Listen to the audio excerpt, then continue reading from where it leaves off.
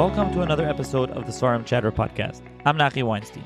This episode of the podcast is sponsored anonymously in honor of Svarim Chatter and the podcast and its work in being Marbitz Torah. To sponsor an episode of the podcast, please email me, svarimchatter@gmail.com, or check out the link and information in the show's notes below. Also, you can check out links to the Svarim Chatter YouTube channel, the Svarim Chatter Substack, and the Svarim Chatter WhatsApp community where I post new books and Svarim and other information. Please subscribe, rate, and review the podcast on your favorite podcast listening platform, whether 24/6, Apple, Spotify, and so on. And if you use Apple, if you can, please also rate and possibly review the show if you are willing. It does help the podcast. Also, there may be another episode later this week. I'm not sure yet. Stay tuned. Otherwise, if there isn't, well, Chag Kosher V'Sameach to everybody, and enjoy this Pesach-themed episode.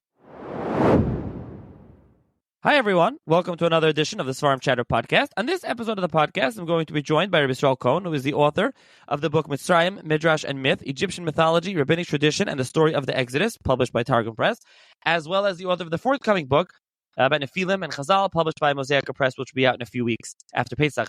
So, in this podcast episode, we'll be discussing loosely based on the book Mitzrayim, Midrash, and Myth. It's Pesach time. Yetzias Mitzrayim. We're talking about the Seder's coming up. So this is something that, is important now, as always. Obviously, it's Yetzias Mitzrayim every day. But this book and this, we're discussing Rabbi Yisrael's methodology of going through the mythology and going through, putting it together with Chazal. Yeah, mythology and what you do with it. So thank you, Rabbi Cohen, for joining me. Thank you for having me. Let's start off. Tell the listeners a little bit about yourself and your background. So I went to what's called the regular yeshiva system. I went to South Fallsburg. I learned by Rabbi Yeber or Baba Gorelik. Zechron Levracha. Then I went off to Reb David, Zecher Tzadik Levracha, and I went to Lakewood and learned in Koilel. In fact, I'm still a little bit in Koilel part-time. So I think I got the what's called, the typical yeshiva background. Okay, so that part especially, I think, leads into the next question. So if you got the typical yeshiva background, how did you become interested in mythology and the intersection of mythology and Chazal and also archaeology and Egyptology, as they call it? How did you get into this? Yeah, so the truth is that I like to think that my Rosh Yeshivas are the greatest cause for all this. After all, at the end of the day, in yeshiva for most of the day in yeshiva, you're learning was is emes, how to understand what Chazal mean, how to understand, what the truth is. And eventually, you ask enough questions and you got to look for answers. And this is part of what I hope to discuss is why was there a need to write this book, and what was there in Chazal or what wasn't there in Chazal that kind of led me on to write this book. But Avada, I credit all my Rebbeim and all my Rosh Yeshivas for at least this type of research and this type of investigation. So let's go there right away, right? Because I'm sure this is something that listeners who are familiar with the book or aren't familiar with the book. Why write such a book? And why write the book? It's not just a podcast episode about the book. It's really about the Inyan and the topic. Now it's Pesach time. Why explore? Why write a book on this topic? Why research? Why anything on this topic? Right. So I want to start off. I want to say one thing that I always say over, anytime I give a type of lecture or whatever, anytime I talk about my work, I always start off by saying the following: that us Yidden think that Yetzias Mitzrayim is all about us. And it's all about the Jews leaving Mitzrayim and going off to Eretz Yisrael and being Mekabel the Torah. But you should know that the Torah says 3 times that V'yadu Mitzrayim ki ani Hashem. That whatever took place in Mitzrayim was just as much as a lesson for the Egyptians as it was for the Yidden. So everything in our Torah, whatever it is that we have about Yetzias Mitzrayim, is meant to talk to them as well. Now, when the Torah is talking to the Mitzrim had their own set of beliefs, right? The Mitzrim didn't necessarily believe in what we believe. And they definitely didn't speak our language. So even the Pshuto Shel Mikra has to be talking to them in their language. Otherwise, how else would Pari figure this out? So that's the first Akdama that I like to give out, that I like to present before discussing, like why write this book or what I did or what steps I took to write the book. The first thing is to understand that Yetzias Mitzrayim is about the Mitzrayim, just as much as it's about the Yid. So now, second part. Why write this book? Because I think it's important. I think that's why every author writes a book, no? Because they think they have what to say. But the truth is that there's obviously more than just that. I felt there was a need to say something. There was something that's not being said. In other words, obviously I had a lot of questions and I had a lot of, things that were bothering me. But there's obviously something that wasn't being said, and I hope in the course of this podcast to discuss why wasn't it said and what exactly took place. So, in some ways, you answered the next question I'm going to ask you. Is that why is it important for us to understand, mythology and Egyptology, archaeology, together with, to understand Yetzias Mitzrayim in a certain way? And, you answered for the Mitzrayim, but especially for us listening to this podcast, and for us here discussing this, is for me, why is this important for us to know? We have Chazal and we have Midrash, as you mentioned, Midrash is Chazal, but we have Midrash, we have the Mefarshim, and we countless Haggadahs, countless Perushim on Chumash, on Yetzias Mitzrayim. Why is this something that's important and you felt that was lacking, especially in a view that's in tandem with Chazal, that you decided to, put out this book? So I think one of the things that were lacking, is that there was no. There's obviously an infinite amount on Egyptology. There's an infinite amount on Mitzrayim, on ancient Egypt, right? There's no shortage of books on that topic. And there's also no shortage of books on like you say, on Midrash and Chazal and Haggadahs is probably the most published sefer since the Chumash maybe. But there's very little on the merge between Egyptology and the Torah, right? There's very little that discuss where these two sugyas, where these two gigantic, enormous, everlasting, never-ending topics merge. Now, the reason why it's important is because to understand anything about Mitzrayim, you have to a certain degree, put yourself into their zeitgeist, into their belief system, into their day-to-day lifestyle. And if we don't properly understand it, or if we don't even understand this if we don't understand this for even a small bit, then we kind of miss the boat. If we're busy with not that I don't want to make light of this, chas v'shalom, but if we're busy with how did Makkos Dam look, if that's what we're focused on, then we're missing the greater picture. Because at the end of the day, the Egyptians, as we'll see, they lived in a completely different reality. They weren't westernized folk. They weren't, truth, literal truth, etc. They believed in something called myth. And they had their stories about their gods and about their systems. And to them, that was more important than reality. That was the reality. And it's very important to understand their mythology just to get a basic understanding of what was life like back then. That good? Yeah, and this is something that you show throughout the book, especially in the introduction, about there were Rabbanim and Sfarim that deal with this. One that I was familiar with before this, Rabbi Tzvi Hoffman, in his commentary, the Melamed L'Hoyel, the rector in the Berlin Seminary. And there's him, there's others, obviously Shadal, who you speak about him, Lamikra, Leo Ben Amosek, there's others. And so what is your method, I guess, in this book and in this conversation, because that's your mahalach, what's your mahalach and your approach, and taking from them and from others in approaching this intersection really between Chazal and myth and Egyptology, and also and I keep saying archaeology and Egyptology. Obviously, they're very different. One is archaeology, and then there's Egyptology, which is the mythology. But they kind of go hand in hand. And as we explore the mythology, using the archaeology to see what was going on in ancient Egypt. So just putting them together in that sense. But basically, the secular and the Kodesh, putting those two, the intersection between those two, that you and your approach to that. Yeah. So I don't know. I don't know what to say. When you write a book, especially such a type of book, I think most of it writes itself. You have this one idea and you walk around with it for maybe 6 months, and then you get another type of idea. You carry that around for 6 months, and eventually when you have Siyat Shmaya, the pieces fall into place. So I don't even know how this all started, whether it was a conversation with somebody or I was learning Masechtas Avodah Zarah, and you came across this Avodah Zarah of Seraphis. This is and you start to look up what's the Seraphis, and you start off in the back. There was a sefer that goes Yavitz, and he has his understanding of who Seraphis was, and then you decide to in those days I don't know if we had internet yet or if there was on everybody's cell phone. And, you go to our library and you look up who's the Seraphis and you see this scary looking guy or whatever.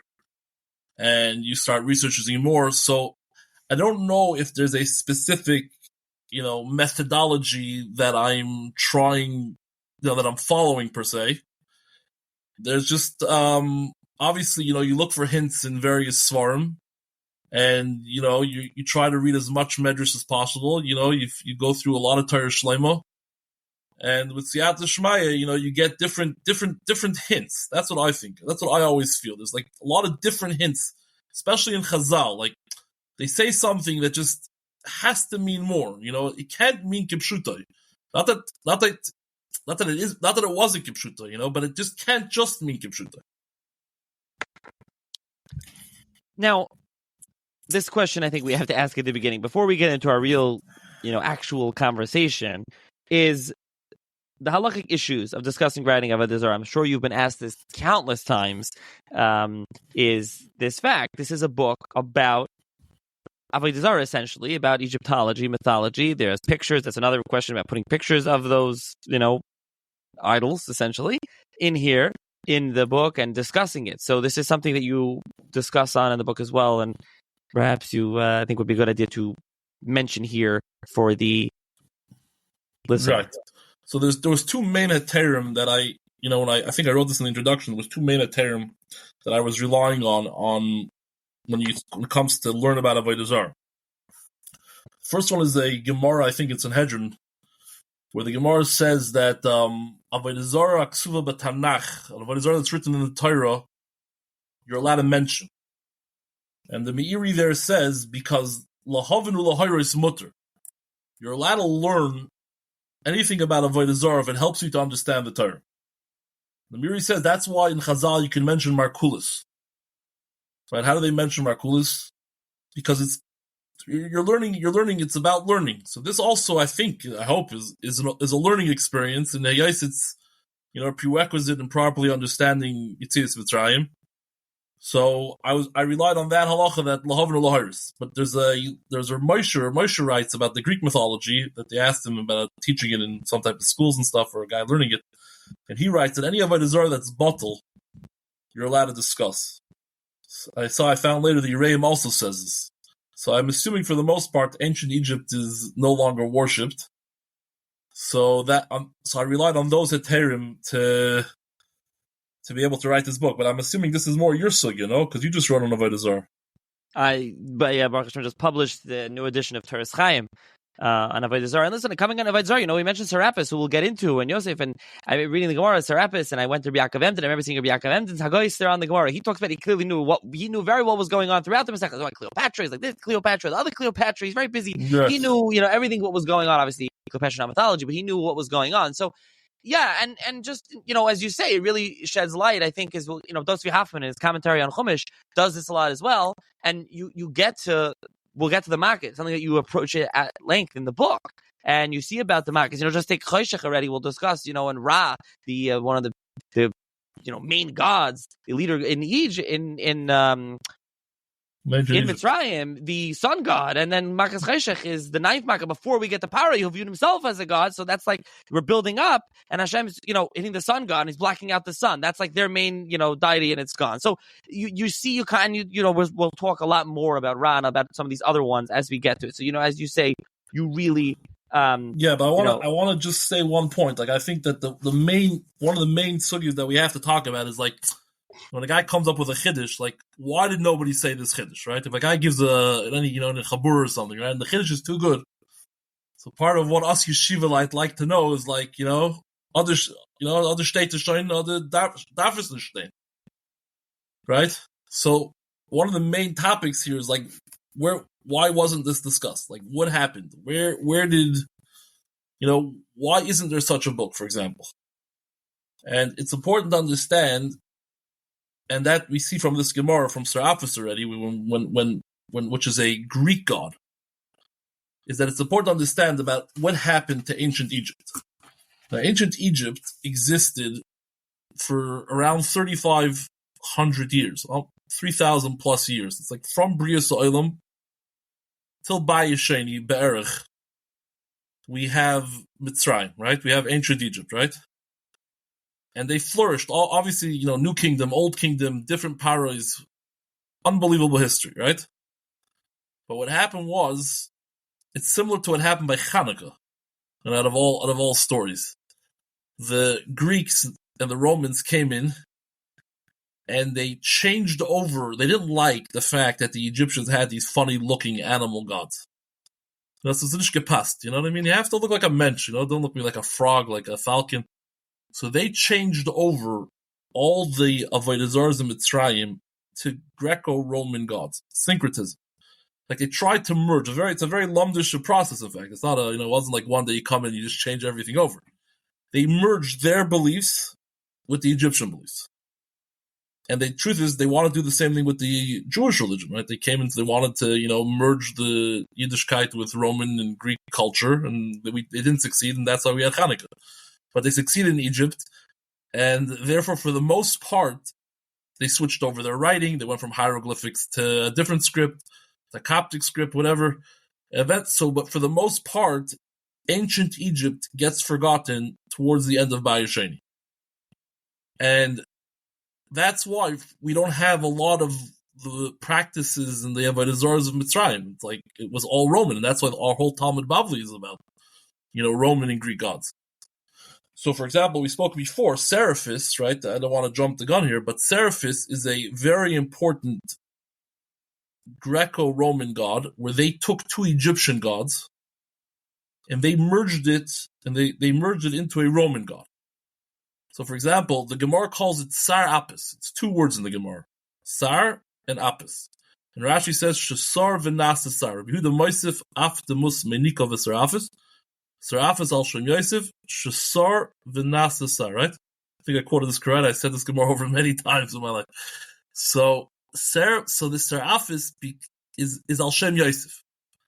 So it's two words in the Gemara. So that's when I started really. Like I looked at the Yavitz, and the Yavitz is right away. Yeah, the Gemara is making fun. It's really one word, and the Gemara calls it Sar Shel Ephes. The Gemara is making fun of this particular Avodah Zarah, and I was like just taken aback. Like I didn't get anything funny out of the Gemara. I didn't get anything humorous. I didn't see the Gemara making fun of this particular Avodah Zarah. Like I said, I found this encyclopedia, whatever. I think it was still BMG in those days. And I looked up Seraphis, and right away you see it's a conglomerate from two Egyptian gods. One is Osiris, and one is Apis. And I went on to look, like, what shaykhs do these guys have to Yosef, or Seraphis doesn't make sense to Yosef, and whatever. From there, I'll tell you the rest.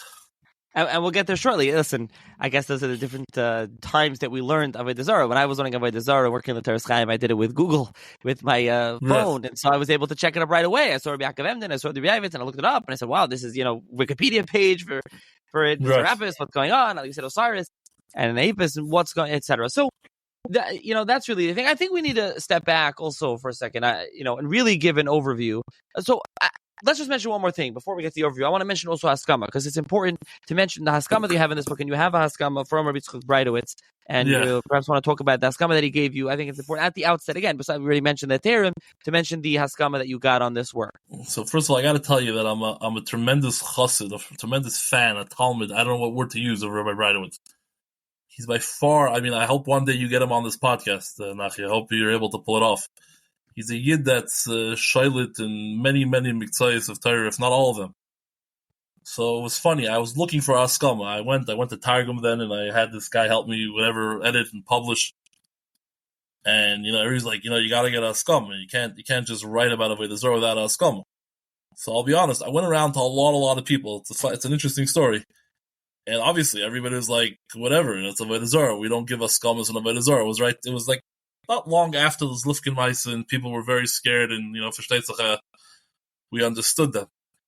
But long story short, I flew to Eretz Yisrael, and I'm like, okay, hopefully there we'll find someone that we could get Haskama from. And I literally walked into Rabbi Breinwood's office. He was in our Samech, he was sitting by the computer, and I told him, I wrote a book about Egyptian Avodah Zarah. So he looks at me and I said I want to just, I tried to show what Chazal believed and what Chazal knew about it. So he said, email it to me and I'll give you Haskama right away. The amazing part was he knew what I was talking about. It's I didn't have to explain it to him. I went to other Rabbanim, you had to explain to them, Serafis, Ra, they start to listen and they're not sure.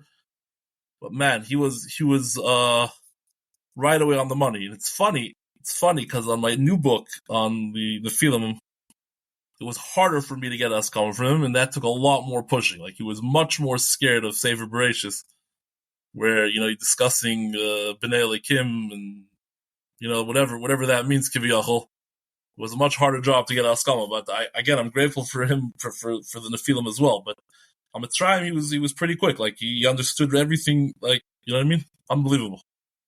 Yeah, so you do have Haskama from it. It's important to point that out. So let's jump to an overview of Egyptology and Egyptian mythology, because I think it's important, at least in the context of this podcast.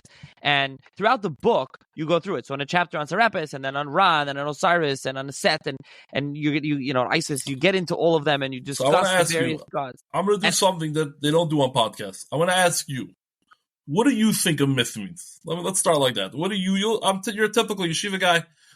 What do you think a myth is? And we'll take it from there. So we can do that, but I want to just add as well. So typically Shiva guy, but for me, my knowledge of mythology came from someone interested in fantasy books. I read Rick Riordan and Percy Jackson and the Olympians and the Kane Chronicles by Riordan of Egyptology, which really did introduce me so I didn't know about Egyptology. I didn't know about Greek mythology. A little bit about them.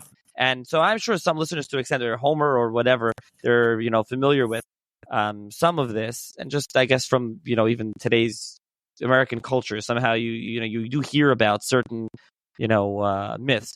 But to your question of what a myth is, obviously to us, and this reminds me of when I learned back in the day, the Drashos Aran, I think it's in Dalid or Hay, in one of his drashos, he talks about Avodah Zarah, and he talks about what it means that they worship Avodah Zarah. And, we think of a myth, I guess, the point is, we think they were just, you learn the story of Avraham Avinu smashing the father's idols, the Terach, right? It was just an idol. They were bowing down to a stone, to a Buddha. They were just bowing down to nothing. It was worthless myth. It's a fake. It's a scam. It's a story in collective memory or collective memory. That's a whole other thing, right?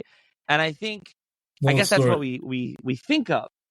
But sometimes when, a myth doesn't exactly mean that. A myth can mean something more, referencing back the Drashos Aran. I guess that's a long way out, a long answer, and I'm not trying to wiggle out and give you two different answers here on that, but I'm curious, what does a myth mean to you? What did it mean when you approached it?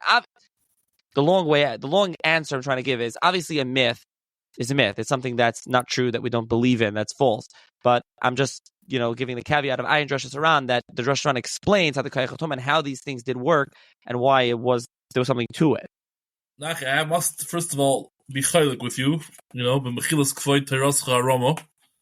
When you said that a myth is shtusim, that a myth is usually nonsense.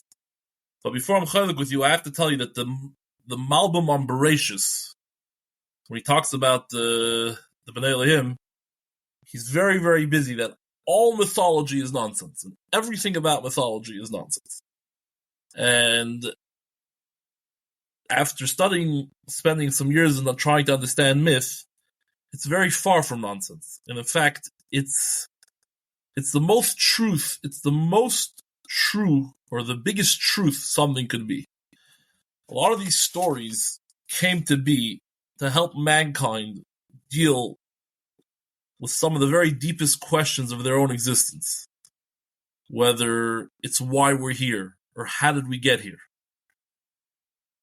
A lot of these ancient stories, and we'll talk about the Nephilim more in depth about this, where the Torah refers to how Nephilim hoisa ba'aretz,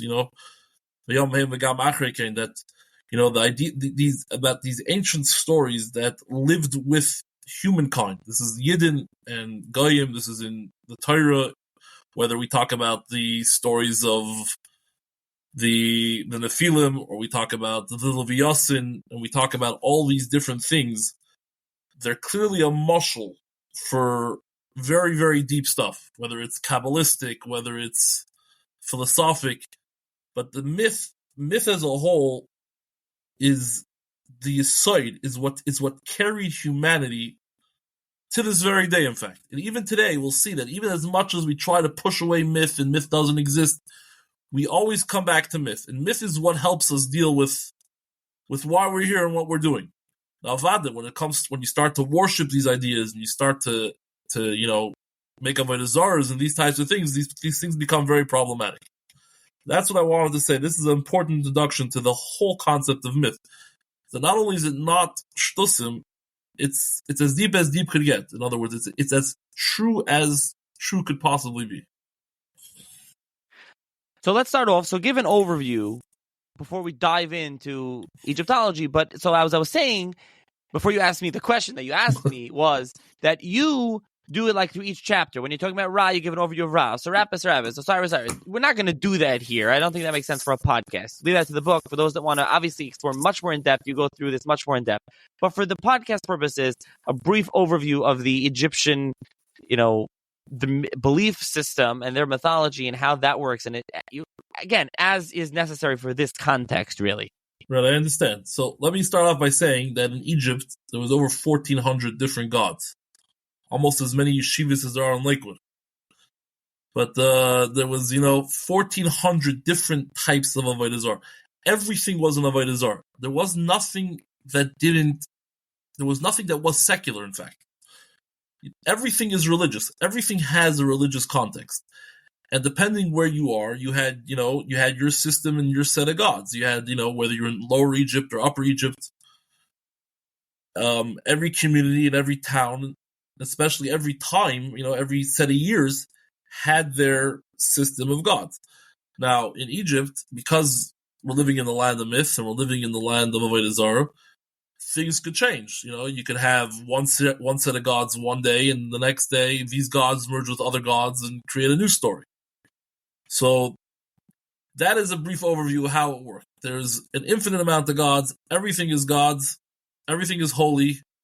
To the extent that when Moshe comes around and says there's only one God, they're like, what? Like they didn't understand what he was talking about. What do you mean there's only one God? Like, what do you mean? We have infinite. So that's an overview of what their mindset was like. But I, predominantly for this book, for what we're looking for, we have to sort of zoom in to where the Yidden are, like Pisaim, Ramses, Oin. We have to look for that neighborhood.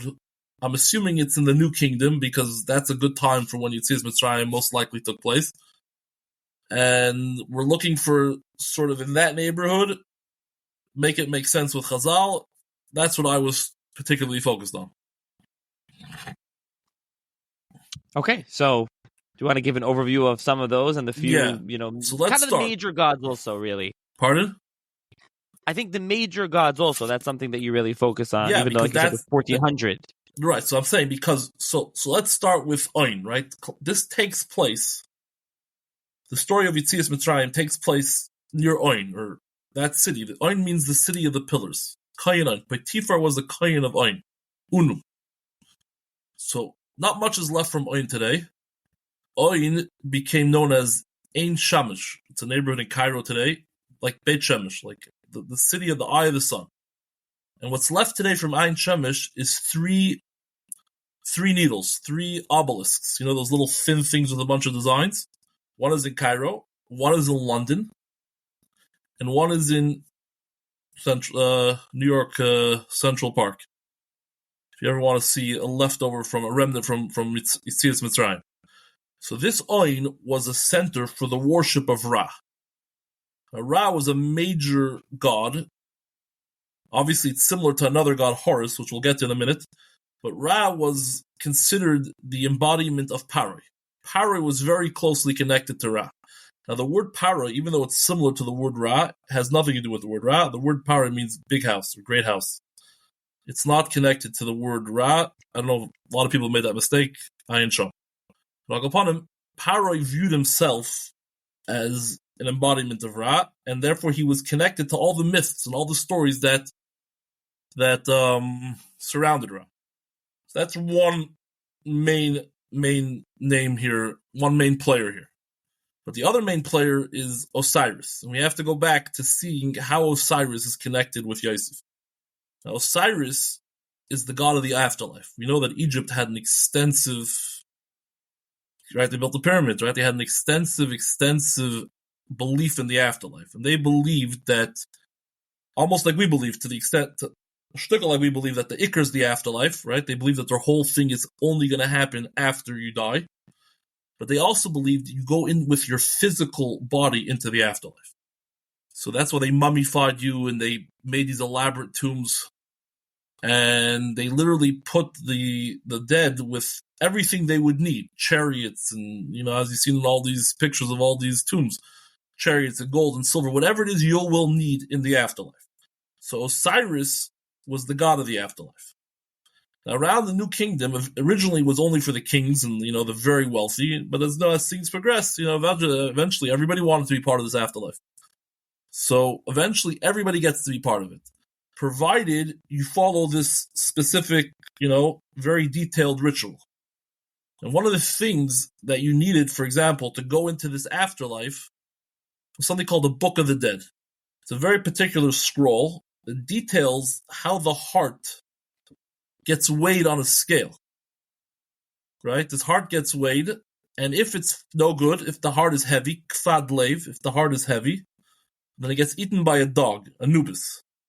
And if it's a lighthearted, it gets to go on to the Lasud Lavoi to be with Osiris.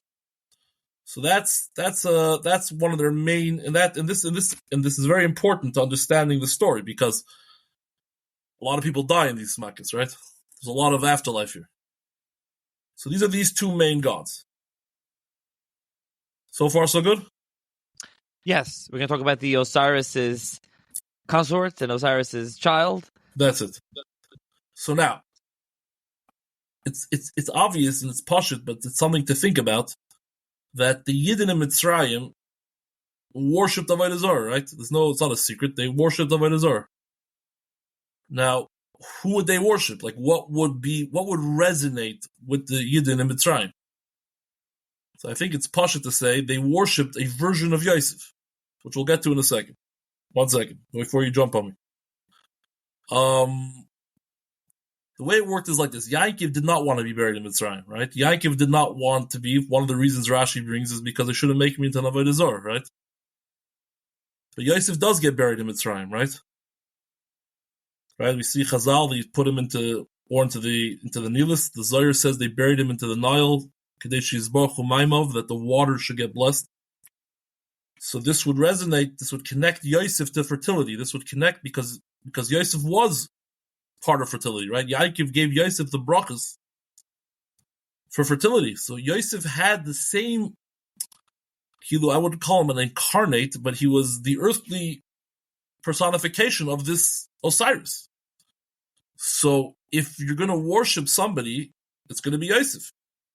And as we'll see later, the Apis bull, the Apis bull is very interesting. The Apis bull is worshipped in Memphis. What's the shaykhis between Yosef and Memphis? So the Targum Yonison says that one of Binyamin's sons was Mupim. Right? Yosef named all his kids after the Tsar. Binyamin named all his children after the Tsaras of Yosef.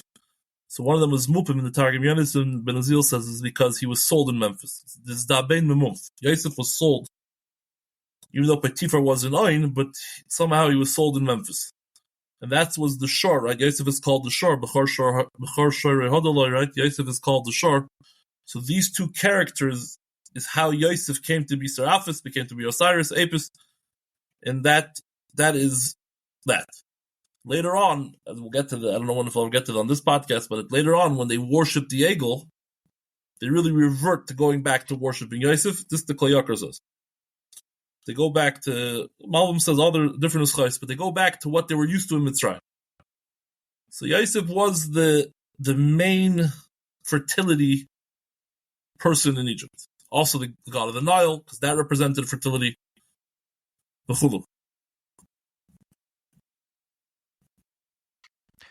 Now, what about Isis and Horus? Worth discussing as well?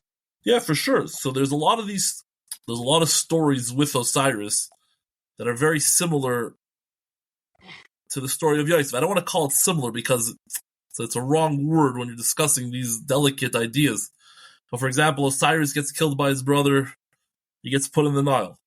The same thing like Yosef. He gets resurrected.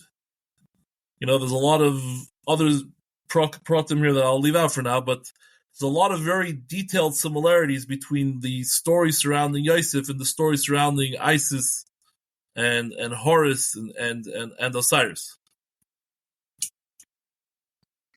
Yeah, and there's something in the book that you explore a few chapters to this. The Yosef and Serapis and Horus and Isis and everybody. There's the whole Chazal that describe how Ashes Potiphar, right? Potiphar is Mefata Magolim, right? He's connected to the Apis, to the Menevis, the bull of Oin, a different type of worship. But he's connected to this bull, and then the Chazal say that Ashes Potiphar L'Shem Shemayim Nischaven, and she wants to be with Yosef in the Lost Lovoi, right? Chazal say she's not going to be with him, not in this world and not in the next world. So these ideas come together, like, why is she looking to be with Yosef in Lost Lovoi, and what exactly is going on with this L'Shem Shemayim? She's trying to be chayta, she's trying to be a chayta with Yosef. How do we get to this whole L'Shem Shemayim? What does she talk? How does she know about L'Shem Shemayim? Then we have Osnas, we have a daughter, her daughter ends up marrying Yosef. So there's a lot of these ideas that are very similar in the Isis, Osiris, Horus story. So let's now move on to Ra. I know those that want to read more about Yosef can do it in the book. And by the way, I'll mention the book at the end. I did have, you sent me a number of copies, which sold via the WhatsApp chat. But you have more copies. We'll see if any more make it to Lakewood. But as of now, we'll put your email in the show's notes that anyone who's interested can reach out. And you can arrange it. You can sell a copy to them. Okay, let's continue. So let's get to Ra. You mentioned Ra kind of as the main, so god in Egypt. So Pari was seen as the earthly manifestation of Ra. So now, if Pari who obviously didn't want the Yidden to take over Egypt, so what would he do? What would, in an Egyptian context, what would he have to do? He would suppress the worship of Osiris, right? He would suppress their belief in Yosef. No, Ashala Yada is Yosef, right? He doesn't know Yosef. So I think one of the Rishonim, the Ritzvah, maybe the Ritzvah, the Agadah Shel Pesach says he didn't know Yosef's God. He didn't know Yosef's belief. So he would obviously, the objective would be to worship Ra. So he has them build two cities that are very closely connected to Ra. The first one is Ramses, and the second one is Piton. So Atum Ra was one of the mergers that happened in this time period. So the Piton, which is Piatum, which is the house of Atum, is closely connected to Ra, and Ramses means born to Ra. So what he's trying to do, what Pari is really trying to facilitate here, his action plan is, let's get ahead and stop this Osiris worship. So, for example, it makes a lot of sense. Why are you throwing babies in the Nile? What's this moshel, or what's this idea of throwing babies in the Nile? What you're doing is you're rejecting whatever the simonim or whatever the signs of fertility are. So if Osiris is responsible for the Nile, let's sort of give it back to him. So this creates a sort of an overview of what's going on over here, where you have the Ra and Parai as his incarnate trying to suppress the worship and the fertility of the Bnei Yisrael.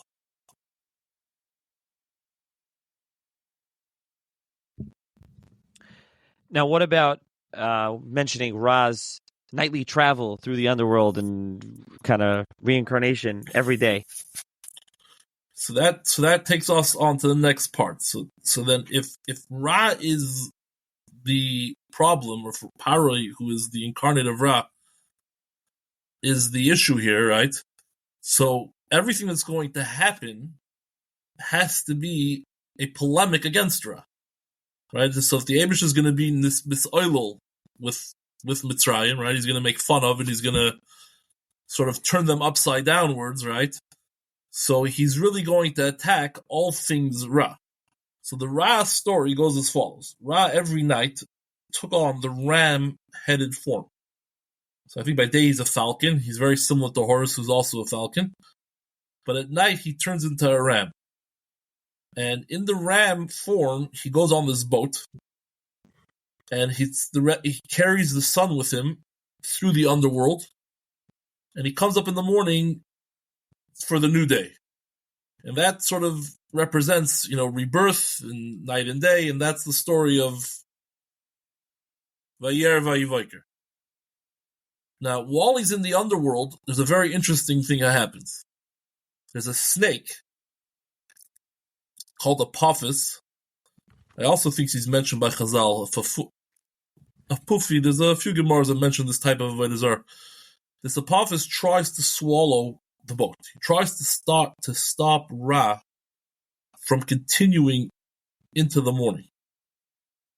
And there's a whole fight back and forth. I think Seth or whatever it is, different myths have different versions, have different stories. He stabs the snake, and he's able to continue into the morning, through the duat into the morning. So the first thing is like this. The first part that I understood from this story is the snake. We have something to do with the snake. What is this snake that Egypt and Ra specifically feared? Right? So we get to the whole idea of why Moshe performs the miracle of the Mata, right? What's this importance? And the Midrash says that Pharaoh is going to be scared of it. So I think the answer is because that snake is reminiscent, that's what Pharaoh is fit. That's conflicted with Pharaoh's mythology. So now, one sec. So now, when since in the nightly form he's in this ram, we have an understanding to what I think is the carbon Pesach, because if we're gonna go ahead and have a carbon that's specifically from Shkia to Chatzos, maybe according to one opinion, right? So it has that coincides with Ra's journey through the night. So the Torah is really giving us an entire polemic against Ra. And when we have Choshech, right after Pharaoh says Ruki Ra Neged Penechem, which modern academia scholars identify this as Ra, the next Makkos Choshech, right? He threatens with Arba, or he threatens with Ra, and then we have Arba, which covers the sun, and we have Choshech that covers the sun.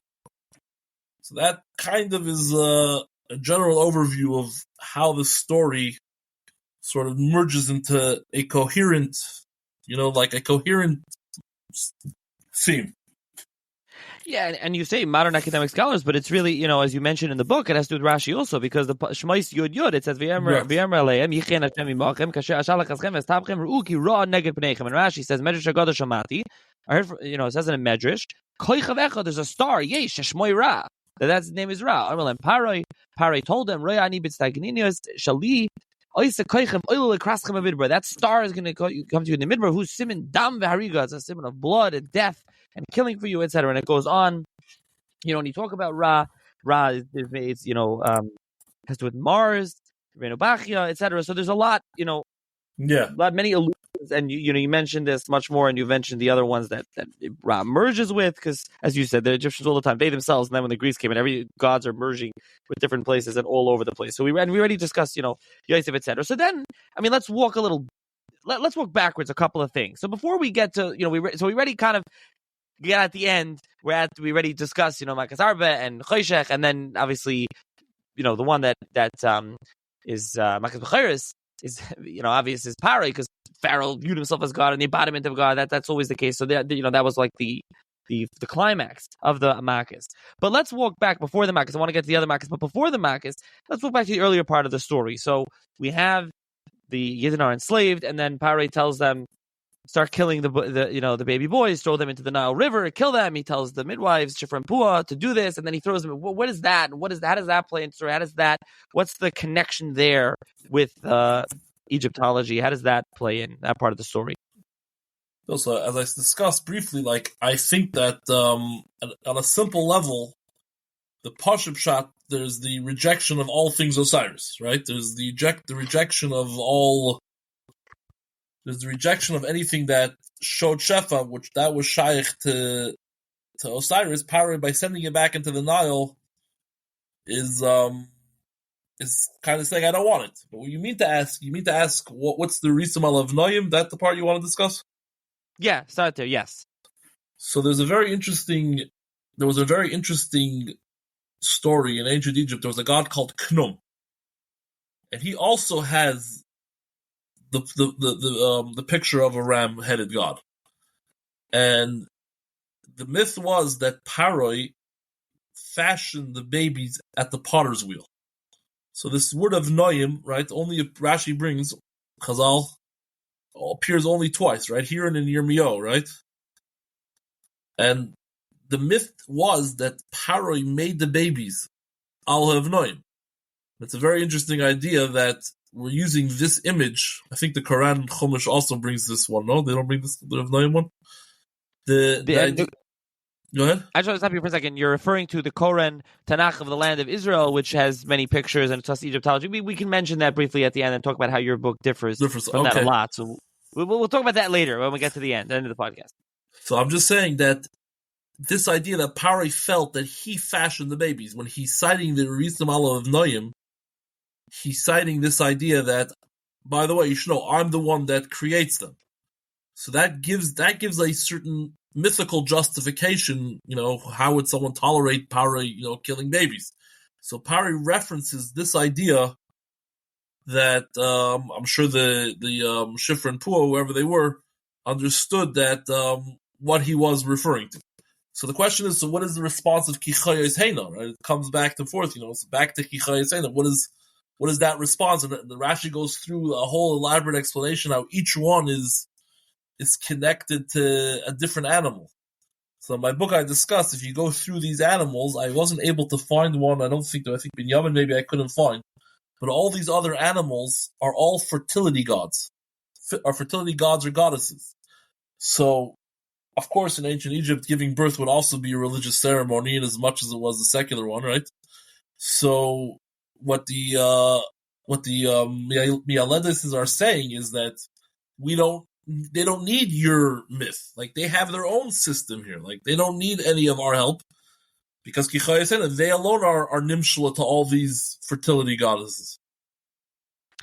And something else interesting that you point out there is that, so then they take them and they throw the baby boys in the river, and as you ask in the book, is that it's barbaric. What kind of society, any society, takes babies and throws them into a river? And the answer is that you quote Chemes HaChemda, which is an earlier Rishon, but you talk about how they viewed the river was Osiris, and so they're giving it back to Osiris. It's fertility. They're giving it back. They're giving an offering, and they're giving it back, the babies back to Osiris, where they came from. So it's not, they're not trying to, well, they're trying to kill them, but they're trying to do it in that way. You talked about Moshe and the snake. So let's just talk about the Makkos briefly. Again, we already discussed the end one. So let's start off earlier with the earlier Makkos and what, as you said, the Torah is polemicizing, because Baruch is showing them against essentially how the Egyptian gods are worthless and a joke, and that's what the Makkos here are. So I don't remember. I don't know exactly. I don't have it all offhand, but I'll give you one example. There's let's say Orov, right? So you don't have a picture. You have a picture in my book. Maybe you have a picture of that Book of the Dead. That picture that goes where the I don't remember what page it's on, but there's a picture there. They call the Book of the Dead, where as the soul, as the heart, the ib, gets judged by on the scale, right? Okay. So what you have there is you have a god there called Amit. You have that picture? Should I find you the page number? Offhand, not, but we're doing this audio anyways for the listeners. So we'll if you could tell them, they probably can just Google the picture, say what the picture's called, and listeners can Google it. It's called the Book of the Dead, but in the Book of the Dead, there's a specific god called Amit. Now, Amit is like this. It has the head of a crocodile, has the body of a lion, and the back feet of a hippo. So you have this real art. You have this one animal. I don't remember. I think there's a Midrash that said this. You have this one animal that's made up of 3 different animals. So what's going on over here is that Hashem is really using the systems that Mitzrayim themselves feared. The systems that they were scared of to, in their own stories and throwing it at them. Moshe. Yeah, and you have Tzfardea, whether it's frogs or crocodiles, really fits with Sobek, whether it was a crocodile god or Again, a frog head of a god. Right, so all these different things are being thrown back at Dam is Osiris. Again, the Nile not in use anymore, right? That's Pashat the one. We worshipped animals. You have Dever. They worshipped all these things. Right, and your book continues. By the way, I will mention your book continues with Kriyas Yamsuf. You mentioned the Chet Egel, which is, as you already alluded to earlier, and so it really works through the everything. And I will say the book does a couple of things. The book obviously walks through. It gives you an overview of the Egyptology and the mythology, but it also does. There's these great boxes throughout where you cite mainly you're citing Psukim, you're citing Chazal, you're citing Mefarshim, and throughout the book you're citing Mefarshim also and showing from the Zohar for many other Mefarshim as we've mentioned here. So it's not, and that's really the difference. You mentioned the Korah and Tanakh of the land of Israel, which has I will mention they have color pictures. Your book does not have color pictures.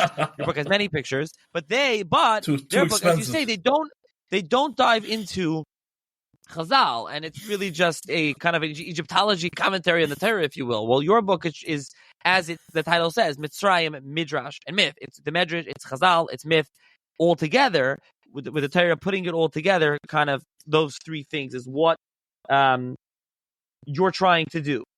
So, I don't know if there's anything else before we get to tease the Nephilim book. Being as so, is there anything else you want to mention? Any other thoughts specifically? The whole book's about Mitzrayim, but for Yetzias Mitzrayim, for Pesach nights, for the Seder, something that you want to mention, any other idea specifically that you want to throw out there? I just noticed there was a guy, I gave a lecture this week, and a guy asked me, so where's Moshe in all this? I was honest, I didn't know. I didn't have much to say on that specific answer. I know Moshe is the one that's working for Klal Yisrael. I told him, you're right, I got to think about it. Like I said, a lot of this is very new, new material and new ideas that Avodah is just a beginning. It's just not even of course not a conclusion to anything. But I just saw this one Midrash now where that's very interesting, and it gave me another perspective. Even though I thought I had it all, it's like a whole new perspective. I want to just share this last Midrash. It's in Shmois Rabbah, Parsha Ches, Parsha Vayera, Parsha Ches Siman Aleph.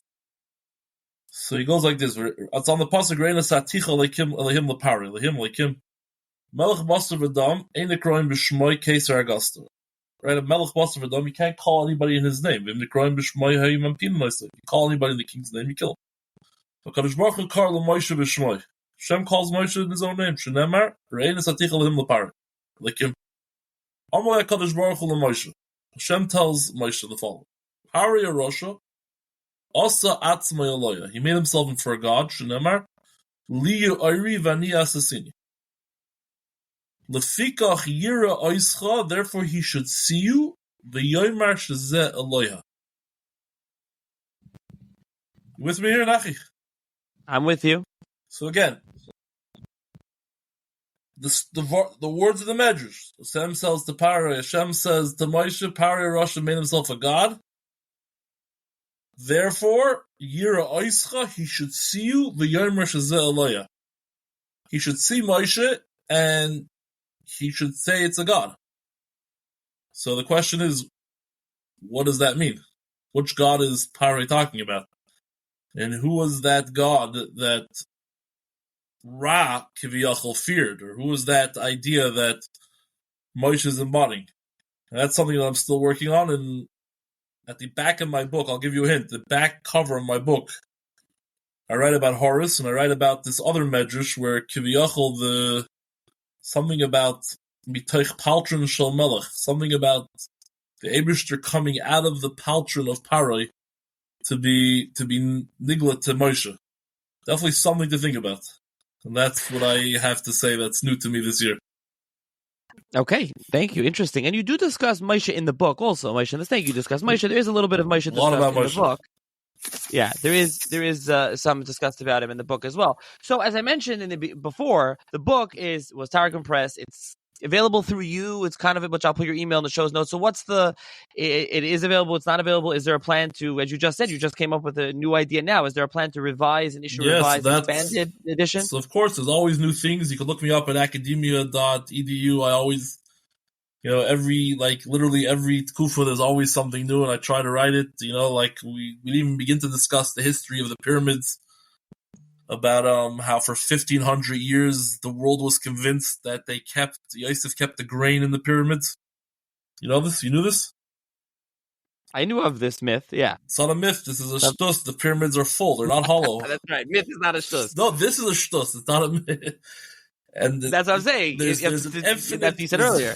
Yeah, that's what I'm saying. There's an infinite amount of stuff. And of course, when I wrote the book, like I didn't know, like you asked me, you didn't ask me now. Who are you writing this for? You know, this is like the first question you're supposed to ask me. Getting there. That's the last question. I'm going to get there.